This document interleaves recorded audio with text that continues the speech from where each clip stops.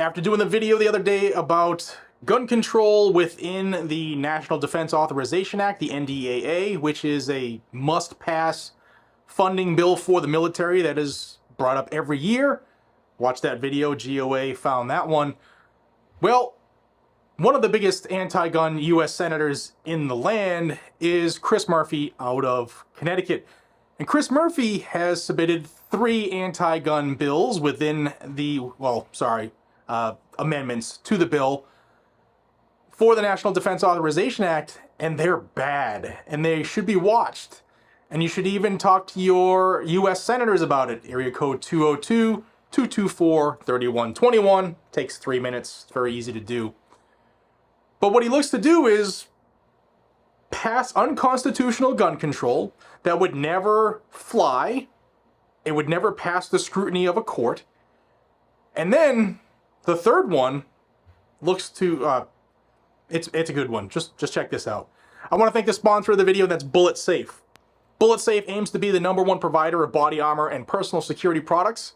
And you've seen me talk about the VP3 before. The VP3 comes in at $299.97, which is absolutely unheard of for a vest that is made in the USA, NIJ level 3A tested and certified, and extremely lightweight, ranging from 3.9 to 6.9 pounds. I've worn a lot of body armor in my career and my life for multiple reasons, and I'm telling you that this is actually a very, very comfortable vest. I had full range of motion of my shoulders when I was shooting, taking different positions, and it's actually in my vehicle for when I need to use a vest. And I strongly suggest you check it out. Link is down below. Check out Bullet Safe.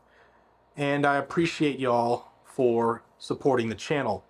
Now let's get into this group of amendments submitted by Chris Murphy to the National Defense Authorization Act. I'm going to read you right from these amendments. They're very short so that you can see Chris Murphy's words in his own black and white text.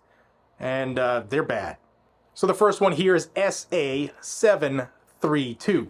And he wants to change the requirements relating to firearms. Now, firearms training in general, the Secretary of Defense shall establish minimum standards for firearm safety training for members of the armed forces and civilian employees of the Department of Defense who acquire, possess, own, carry, or otherwise use a firearm, whether privately owned or as part of their work-related duties.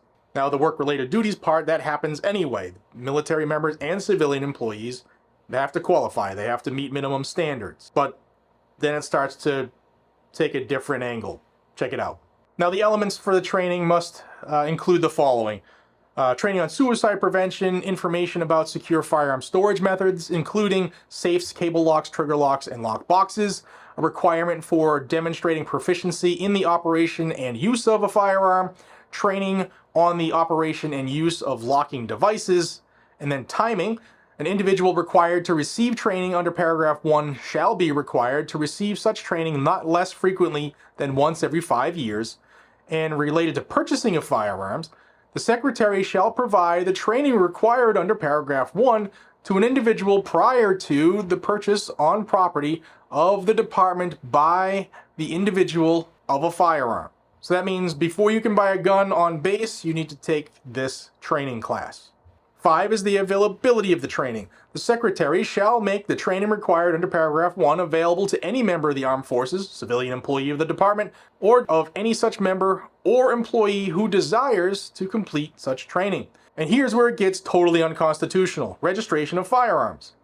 The Secretary shall require any individual living on an installation of the department in military housing, in accordance with the Department of Defense Manual 5100.76, relating to physical security of sensitive conventional arms, ammunition, and explosives, or successor manual. 1. To register all privately owned firearms with the arming authority of the installation. 2.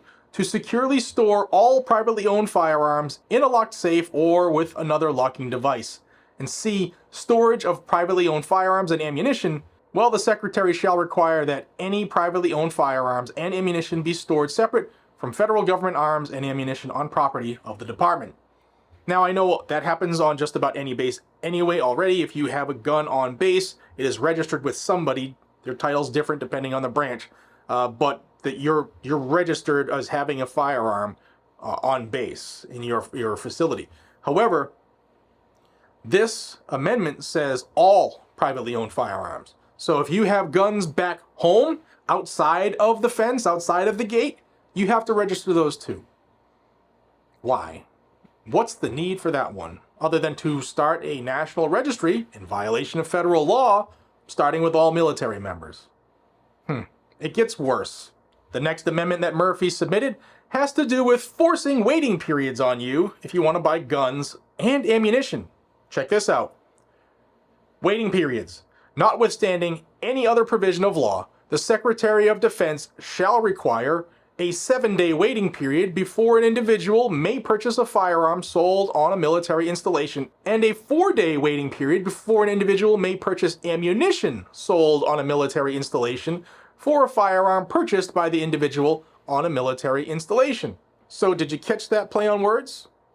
If you bought a gun on base, they want you to wait 7 days, and you want to buy ammunition for that gun, well, you need to wait 4 days for that.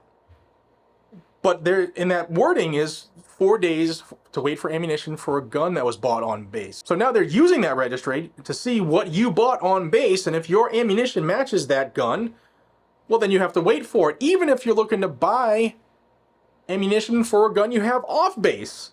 Say you bought a 9mm on base, you have 9mm at home, and you go to buy 9mm ammo on base, well, you bought one on base, so now you have to wait, even if you say you're buying it for guns back home, or back at your residence, or your rental, whatever. You get the picture. No bueno. But wait, there's more. Here is a third amendment to the National Defense Authorization Act that has been submitted by Chris Murphy, and this looks to just strip away everything he just submitted in the first two.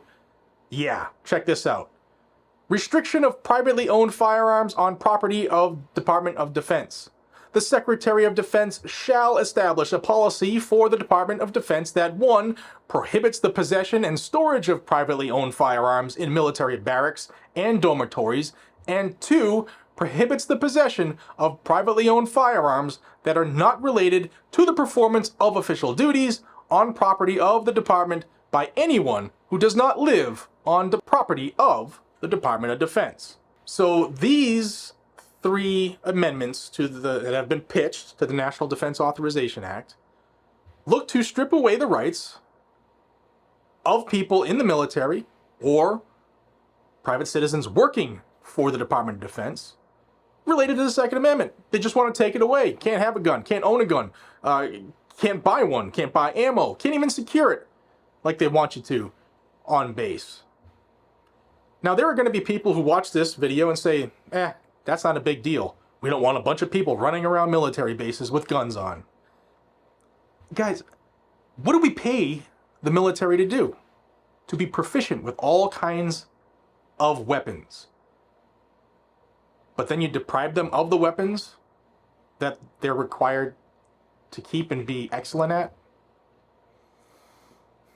I don't agree with this. I think it's bullshit by an ass clown in the Senate who wishes to do nothing but strip the rights of Americans away. And also create a registry starting with military families.